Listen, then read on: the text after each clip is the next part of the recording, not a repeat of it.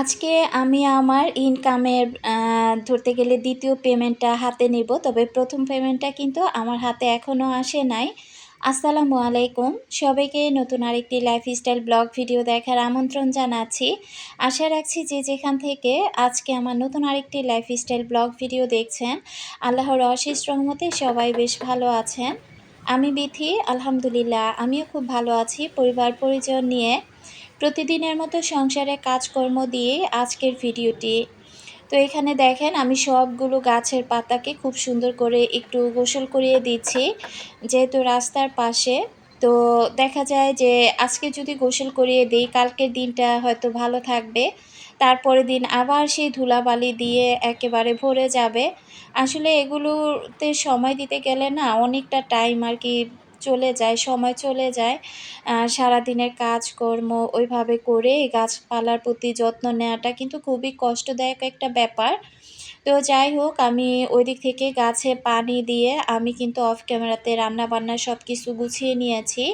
তো এদিক থেকে রান্নাটা বসিয়ে দিয়ে আমি এই তো এখন আমার এই ছোট্ট রান্নাঘরটা মুছে পরিষ্কার করে নিচ্ছি। আমার এই রান্নাঘরটা একেবারেই ছোট হয়ে গিয়েছে। তো এই লাল র্যাকটা আমি আসলে চাচ্ছি না এখানে রাখতে। তো দেখা যায় প্লেট, বাটি এগুলো রাখার জন্য এই র্যাকটা আবার আমাকে ব্যবহার করতে হচ্ছে। আচ্ছা, আমি আজকে বলে দিব যে আমি ইউটিউব থেকে প্রথম পেমেন্ট না পেয়ে দ্বিতীয় পেমেন্ট কিভাবে হাতে পেলাম, আর প্রথম পেমেন্টটাতে আমার কি ঝামেলা হয়েছিল। কিছুদিন পরই কয়েকজন আপু এসে আমাকে বারবার প্রশ্ন করেন যে আপু তুমি কি ইউটিউব থেকে পেমেন্ট পেয়েছো কি না। তো আলহামদুলিল্লাহ আমি কিন্তু দ্বিতীয় পেমেন্ট পেয়েছি এই তো গত মাসের ২৬ তারিখে। তো ভিডিওটা আপলোড দিতে আসলে অনেকটা দেরি হয়ে গেল, তার জন্য আমি সবার কাছে আগেই সরি বলে নিচ্ছি। যদিও আমি কয়েকটা ভিডিওতে আমি কিন্তু বলে দিয়েছি যে আমি ইউটিউব থেকে পেমেন্ট পেয়েছি। তো এই তো এদিক থেকে আমি আজকে মাছ ভুনা করব। এগুলো ছিল দেশি মাছ। তো তার সাথে আমি আর কি বাসায় ফ্রিজে ২-৪টা মাছ ছিল, তো সব কিছু একসাথে মিলিয়ে চিন্তা করলাম মাছটা ভুনা করে ফেলি। যদিও ভুনা টাইপের মাছ ওইভাবে খেতে ভালো লাগে না, বাসায় সবজি ছিল না, তো এই কারণে ভাবলাম যে মাছটা ভুনা করেই নেই। তার আগে আমার সকল আপু ভাইয়া আঙ্কেল আন্টিদেরকে রিকোয়েস্ট করব, যারা ভিডিওটি ক্লিক করেছেন এখনও পর্যন্ত একটি লাইক দেননি, প্লিজ একটি লাইক দিয়ে ভিডিওটি কন্টিনিউ করবেন। আর যারা নতুন আজই আমার চ্যানেলে প্রথম ভিজিট করেছেন, যদি ভিডিওর কোথাও কোনো অংশ আপনাদের কাছে এতটুকু ভালো লেগে যায়, চাইলে চ্যানেলটি সাবস্ক্রাইব করে আমার পাশে থেকে যেতে পারেন। তো এখানে কয়েক পিস মাছ আমি ভেজে আবার আলাদা করে বক্সে রেখে দিলাম। ওটা দেখা যায় যদি সবজি আনা হয় তাহলে রান্না করে নিতে পারবো। এভাবে কিন্তু মাছ ভেজে রেখে দিলে পরবর্তীতে যখন দেখা যায় যে খুব তাড়াহুড়া, তো ওই মুহূর্তে শুধু সবজিটা কেটে সবজিটা কষিয়ে মাছটা নামিয়ে রান্না করে নিলে কিন্তু খুব সহজ হয়ে যায়। আর এদিকে দেখেন আমি লবণগুলো ভেজে নিয়েছিলাম, যেহেতু লবণ ছাড়া আমরা কেউ ভাত খেতে পারি না। তো এমনিতেই তো প্রেশার লো হয়ে যায়, কাঁচা লবণ খেলে নাকি প্রেশার আরও লো হয়ে যায়। তো এই কারণে এখন কিন্তু আমি লবণগুলো ভেজে খাওয়ার চেষ্টা করি। আচ্ছা, একজন আপুর কমেন্ট পড়ি। ফারজানা আক্তার জিনিয়া আইডি থেকে আপু কমেন্ট করেছিল, আপু আপনার রান্নাঘরের মার্কেটের ভিডিওগুলা একটু দিয়েন।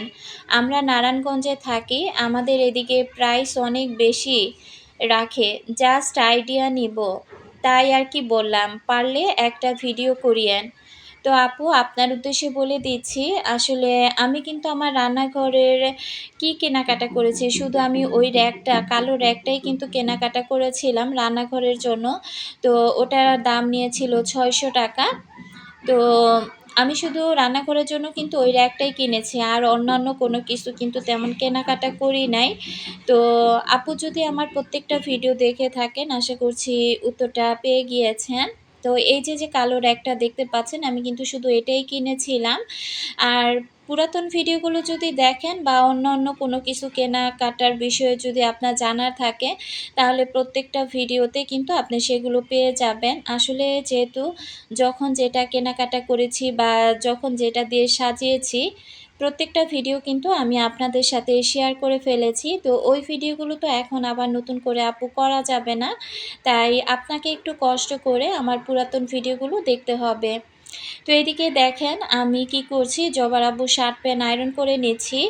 তো এই কাজটা আসলে রাতের বেলা করতে আমার খুব অলসতা লাগে। আজকে যেহেতু ঝটপট রান্না করলাম, তো চিন্তা করলাম যে তার শার্ট আর প্যান্ট অন্তত আয়রন করে রাখি। সকালবেলা হলে মহাযুদ্ধ শুরু হয়ে যায়। আসলে সে আয়রন করবে না অফিসে দৌড় দিবে, যেহেতু অনেক ভোরবেলা বের হয়। তো আসলে আমি কিন্তু ওইভাবে ভালো করে যে কাপড়-চোপড় আয়রন করা সেটা কিন্তু করতে পারি না। তো আমি যতটুকু পারছি ততটুকুই করে নিচ্ছি। তো আমি টেবিলের উপরে কাঁথাটা বিছিয়ে তারপর আরকি আয়রনটা করে নেওয়ার চেষ্টা করছি। খাটের উপরে আয়রন করতে গেলে একটু উপর হয়ে আয়রন করতে হয়। এতে করে মাজাটাও ব্যথা হয়ে যায়। এই আরকি। মোহাম্মদ জহিরুল হক আইডি থেকে আপু কমেন্ট করেছে, আপু সিম ফ্রোজেন দেখাবেন, গাজর ডিপে রাখলেও সিদ্ধ হয়ে যায়। তো আপু না, আসলে একটু ভাপ দিয়ে রাখলে সেই জিনিসটা সবচেয়ে ভালো থাকে। আর এমনিতে সত্যি কথা বলতে আমি গাজর এনে কখনো এইভাবে আর কি রাখি নাই। তাই আর কি বলতেও পারলাম না যে গাজর এভাবে এনে ডিপে রেখে দিলে সিদ্ধ হয়ে যায় কি না।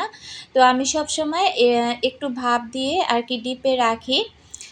আর সিম ফ্রোজেনটা যদি আমি সিম এর মধ্যে আনতে পারি, হয়তোবা ভিডিওটা শেয়ার করতে একটু লেট হয়ে যাবে। তো যদি সিম আমি ফ্রোজেন করি অবশ্যই আমি চেষ্টা করব আপনাদের সাথে শেয়ার করার জন্য। তো আপু আপনাকে অসংখ্য ধন্যবাদ জানাচ্ছি। আর এদিকে এই শার্টটা আয়রন করতে গিয়ে আমার কিন্তু অবস্থা একেবারে নাজেহাল। তো কি আর করা, আসলে যেমন পারছি সেভাবে আয়রন করে নিচ্ছি। আমার এই আয়রনটা একেবারেই পাতলা। তো এটা দেখা যায় কি অটো, যখন আয়রন করি তখন তো হিট হয়, আবার অটোমেটিক বেশি হিট হয়ে গেলে দেখা যায় একদম আস্তে, আস্তে এটা আবারও কমে যায়। তো যে জামা কাপড়ে যতটুকু হিট প্রয়োজন ঠিক ততটুকুই কিন্তু দরকার পড়ে। তো আমি এই তো এখানে ২ টা শার্ট আর একটা প্যান্ট আয়রন করে নিলাম। আর পরবর্তীতে আবার যখন সময় পাবো তখন আবার এভাবে ২-৪ টা কাপড়-চোপড় আয়রন করে রেখে দিলে অন্তত ২-৩ টা দিন আমিও একটু স্বস্তি পাবো। আর সকালবেলা উঠে তারও আর বকবক শুনতে হবে না। তো এই তো আমার জামাকাপড়গুলো আয়রন করা শেষ। এখন জবাকে বারবার বলতেছিলাম, জবা আসলে প্রাইভেটে গিয়েছে। তো জবা প্রাইভেট পড়ে চলে আসলে তারপর জবাকে নিয়ে আর কি আমি চিন্তা করতেছি বাইরে যাব। আমার পেমেন্টটা ঢুকেছিল ২৬ তারিখ, সরি আর কি আমার বাবা যখন মারা যায় তখন ৩ তারিখে আমার $১০০ পূর্ণ হয়ে যায়। তো এদিক থেকে আমি কিন্তু এই যে টেবিলের এই রানারটা আর ওয়ারড্রপের রানার, ওয়াশিং মেশিনের এই কাপড় এগুলো কিন্তু সব ধুয়ে নীল দিয়ে দিয়েছিলাম। তো ভাবলাম এগুলো গুছিয়ে ফেলি। তো এখন ইউটিউবের গল্পটা করি। আসলে ১ম পেমেন্টটা আমি এখনও কেন হাতে না পেয়ে ২য় পেমেন্টটা আগে হাতে পেলাম। তো আসলে ঘটনা হয়েছে কি, ১ম পেমেন্টের সময় আপনাদের ভাই আমি যে ব্যাংকে আর কি নতুন করে আমার নামে একটা অ্যাকাউন্ট খুলেছিলাম। তো সেখানে না তারা ১৫ ডিজিটের যে নাম্বারটা থাকে সেখানে তারা ১৪ ডিজিটের নাম্বারটা দিয়েছিল।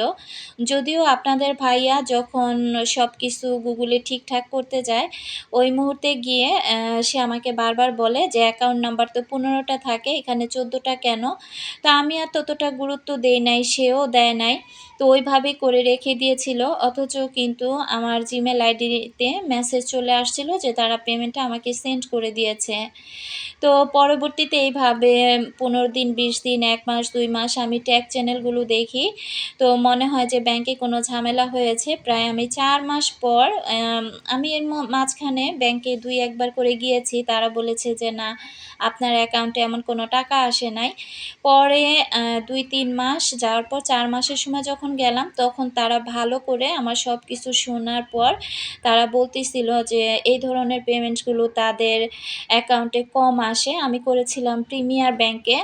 তো যাই হোক তারা ব্যাংকে থেকে অনেকগুলো ডকুমেন্টস দেয় এবং তাদের যে হেড অফিস সেখানেও তারা কথাবার্তা বলে। তো আমার পেমেন্টটা কিন্তু ওইখানে আসে নাই এবং তারা এটাও বলেছিল যে আমাকে যে একটা অ্যাকাউন্ট নাম্বার আর কি তারা কম দিয়েছিল। তো আসলে গাফিলতিটা ব্যাংকে থেকে ছিল। তারপরে দেখা যায় আমিও ব্যাংক সম্বন্ধে ততটা বুঝি না। এই যে দেখেন আমি সবকিছু গুছিয়ে তারপরে এই যে এখন ইসলামী ব্যাংকে চলে আসছি। তো পরবর্তীতে আমি ওই ব্যাংকের অ্যাকাউন্ট ওইটা বাদ দিয়ে আবার ইসলামী ব্যাংকে নতুন করে অ্যাকাউন্ট খুলি। অনেক আপুদের মুখেই শুনেছি ইসলামী ব্যাংকে তেমন একটা ঝামেলা হয় না। আর এই যে আমার মাস্টার মশাই, তো মাস্টার মশাই কী করেছে, আমার কার্ডটাও অ্যাক্টিভ করা হয় নাই এই ব্যাংকে অ্যাকাউন্ট খোলার পরে। তো আজকেই কার্ডটা অ্যাক্টিভ করলাম, আর চেক বইটাও নেওয়া হয় নাই। তো খুব সুন্দর মতো দেখলাম যে আমার কি বলে যে আমার মোবাইল ফোনেও কিন্তু অলরেডি ইসলামী ব্যাংকে থেকে মেসেজ চলে আসছে যে আমার আসলে টাকা এসেছে, কত ডলারে কত টাকা এসেছে সম্পূর্ণটা তারা কিন্তু উল্লেখ করে দিয়েছে।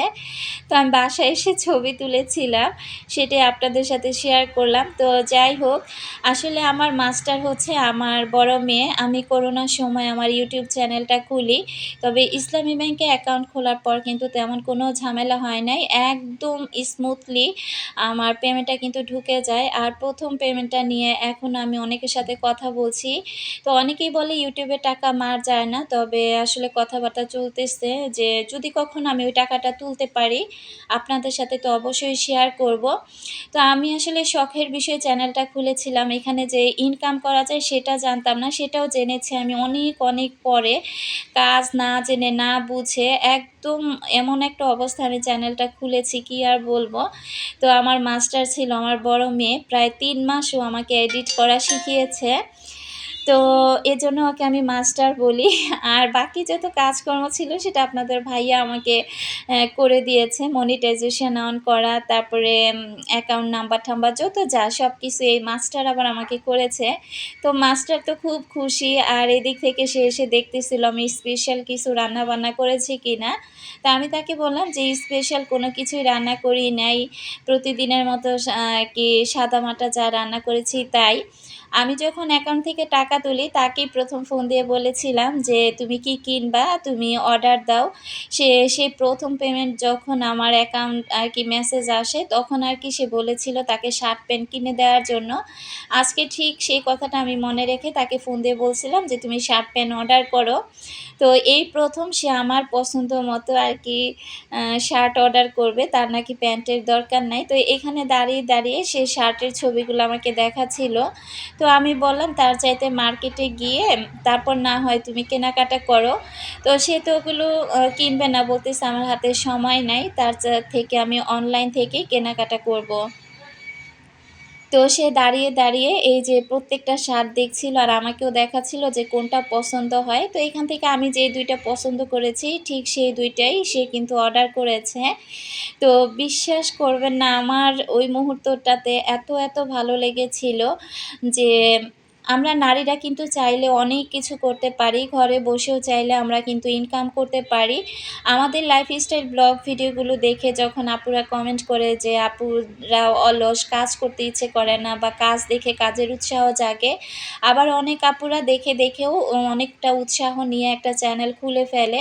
তখন কিন্তু সত্যি অনেকটা ভালো লাগা কাজ করে। তো সত্যি কথা বলতে একেবারে নিজের ইনকামের টাকা, এটার মধ্যে যে কি একটা আনন্দ আসলে এটা আসলে ভাষায় প্রকাশ করার মতো না। তো আপনাদের ভাইয়া বিবাহিত জীবনে কখনো বলে নাই যে তুমি জব করো, বা আমি যদি কোনো একটা জব করতে চেয়েছি সে বলেছে ঘর সামলাও, বাচ্চা-কাচ্চা সামলাও। তো শখের বশে বলেন আর ডিপ্রেশনে চলে গিয়েছিলাম একটা সময়। ওই ডিপ্রেশন থেকেই কিন্তু আমার এই চ্যানেলটা খোলা। তো আলহামদুলিল্লাহ আমার এই ইউটিউব জার্নিটা যে অনেক কষ্টের। মানুষ তো ১ বছরে ইনকাম করে। আর আমি বিশ্বাস করবেন না, এখানে প্রায় ৩ থেকে ৪ বছর আমি কষ্ট করেছি। আমার মনে হয় মনিটাইজেশনই অন হয়েছে আমার প্রায় ২ বছর না ২.৫ বছর পরে। তো আরকি যা মন চাইতো তাই ভিডিও শেয়ার করতাম। পরবর্তীতেও যখন বুঝতে পারলাম যে না, আমার কোন ক্যাটেগরির ভিডিওগুলো আমার আপুরা পছন্দ করে সেই ভিডিওগুলোই আপলোড করতে হবে। তারপর যখন থেকে বুঝে গিয়েছি তখন থেকেই কিন্তু সেই মোতাবেকই ভিডিও দিয়ে যাচ্ছি আর আপনাদের ভালোবাসা প্রতিনিয়ত পেয়ে যাচ্ছি। আমার জন্য আপনারা সবাই মন থেকে দোয়া রাখবেন। আমি বিথি যেন সবসময় আপনাদের পাশে এভাবে থাকতে পারি আর সুন্দর ভিডিও আপনাদের সাথে শেয়ার করতে পারি। আরেকটা কথা বলবো আমার প্রতিটা আপুদেরকে, সবাইকে। যারা নতুন চ্যানেল খুলেছেন অবশ্যই ধৈর্য হারা হবেন না। ইউটিউবটা হচ্ছে প্রচুর প্রচুর ধৈর্য নিয়ে কাজ করতে হবে এখানে। যারা ধৈর্য নিয়ে টিকে থাকতে পারবেন তারা অবশ্যই সফলতার মুখ দেখতে পাবেন। তো আজ এতটুকুই বললাম। তো দেখতে দেখতে ভিডিও শেষ প্রান্তে চলে আসছি। আমার জন্য সবাই দোয়া রাখবেন, আমি যেন সব সময় সুস্থ থেকে ভালো থেকে আপনাদের মনের মতো ভিডিও আপনাদের মাঝে উপস্থাপন করতে পারি। তো আজকে এ পর্যন্ত। তো আল্লাহ হাফিজ, আসসালামু আলাইকুম।